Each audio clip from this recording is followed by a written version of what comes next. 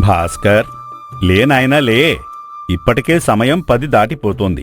సూర్యుడి నెత్తిన వస్తున్నా నీకింకా నిద్రమొహం వదల్లేదు.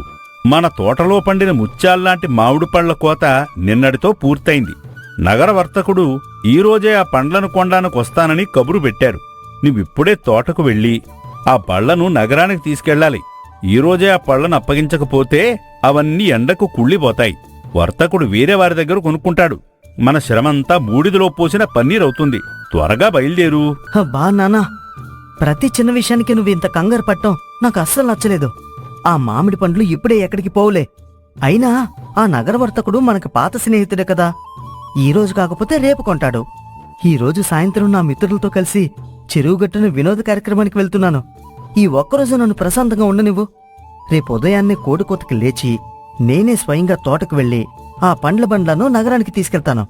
ఈరోజు వద్దు నాన్నా, రేపు ఖచ్చితంగా చేస్తాను. రేపు రేపు రేపు నీ జీవితంలో ఈ రేపు అనే పదానికి అంతం లేదా భాస్కర్?